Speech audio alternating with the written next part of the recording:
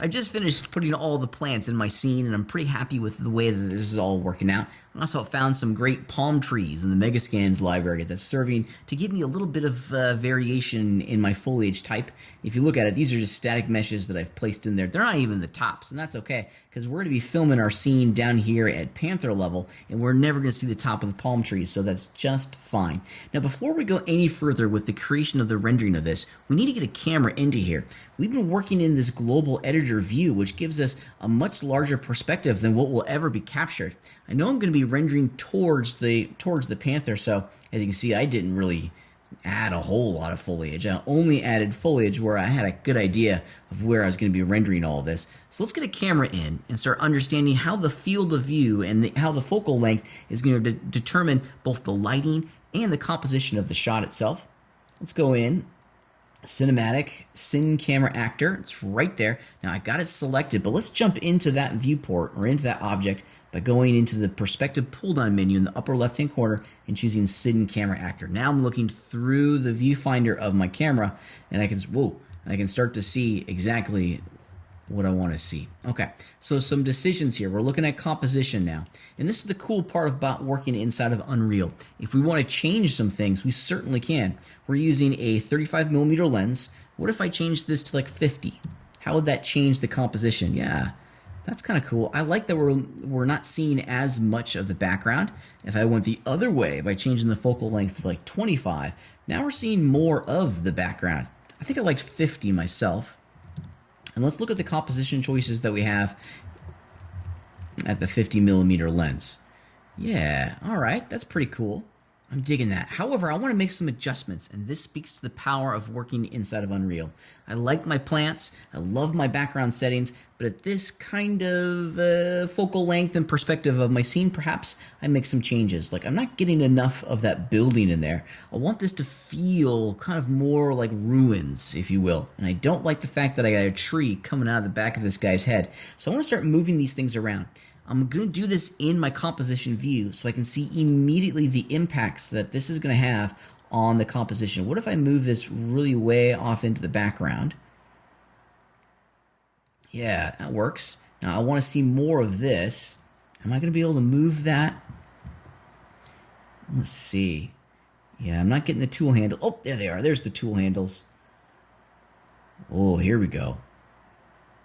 Here we go. Yeah, now we're talking. Maybe I see like half of the archway or just maybe a little bit of the archway poking through.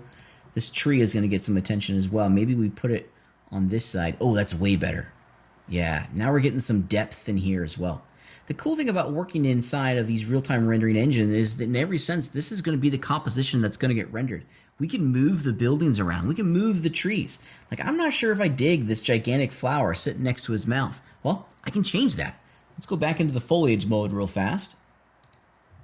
And I'm going to choose the selection tool. Here we go. I'm going to select that one plant, or see if I can select that one plant. And I did. Rock and roll. And I'm just going to remove it. Goodbye. Now I don't have an ugly flower coming out of this guy's nose. Perhaps I add some additional little trees over here in the background as well. I feel as though I need a palm tree over here. So let's grab this guy, hold down the Alt key, left click and drag. Maybe we'll put a new tree over here. Yeah, I'm liking that. That's pretty cool. This speaks to the power of being able to compose both the shot, the render, and a scene that supports the picture making process. I'm in complete control over the environment. That's one of the benefits of working here in Unreal.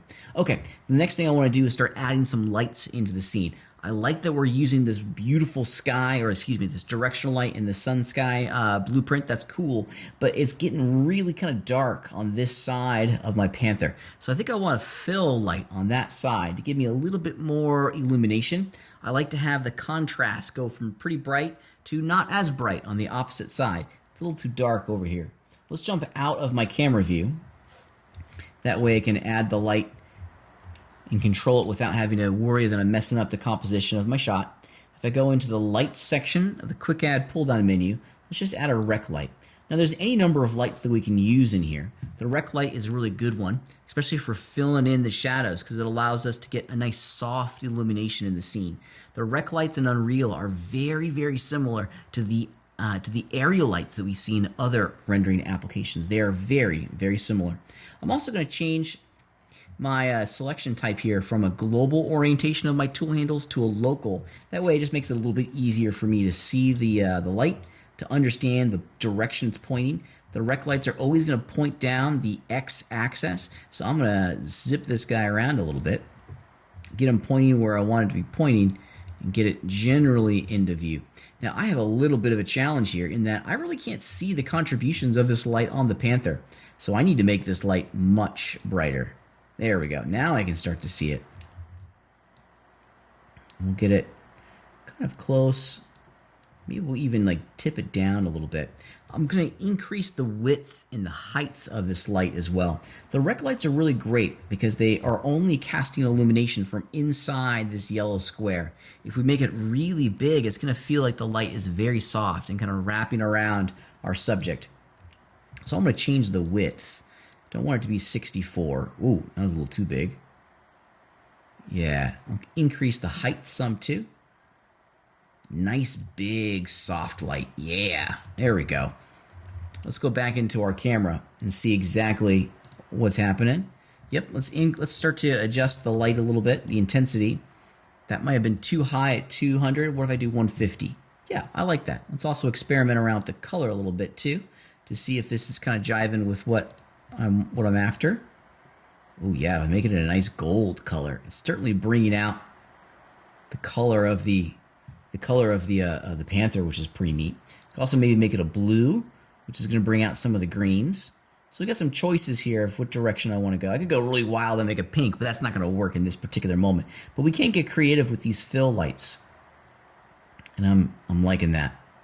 I'm liking that a lot. I'm going to go back into my camera view, hit the G key just to hide all of the on-screen gizmos and really take a good look at what I'm asking the computer to create here. And generally speaking, I think this is pretty stellar. I think I'm really, really enjoying this. Yeah. The last thing I want to do is make sure that the camera is focusing on the most important part of our actor, and that's the face. We have a big scene here that's infusing a tremendous amount of depth. Let's go find the camera. There it is. And inside the camera properties, we need to look at the focus settings right here. Now the focus setting is set to manual, but I'm going to use the color picker, the eyedropper, to tell the computer to focus right there. Now it looks like it's in focus, which is pretty good. If we ever want to see, a really good illustration of this, you really drive down the focal length like 1 point, or the f-stop to like 1.2. In this particular, I can just barely see in this particular scene that this little tree in the background is starting to go out of focus, which is also pretty cool. This debug plane is helpful in certain situations because if you turn it on, wherever it's purple, that's the plane in which, the area in which it's going to be in focus. So if I maybe put it over here, or eyedropper to a little bit further back on this character's head, maybe more of his face will be in focus. Yeah, I like that. Let's turn the debug plane off and see what we get. And now we're creating a really cool picture. I think this is a good little render for me to make. I think I'm going to add some other elements, maybe create a camera move in here as well, and use this as the foundation for my little render that I'm going to make of my animation. Feel free to make an animation out of this, and I encourage you to do so. Revisit the way that we made an animation in the previous module. I think it's going to be a great little animation that's quickly being drawn with this complex scene that we created here in Unreal.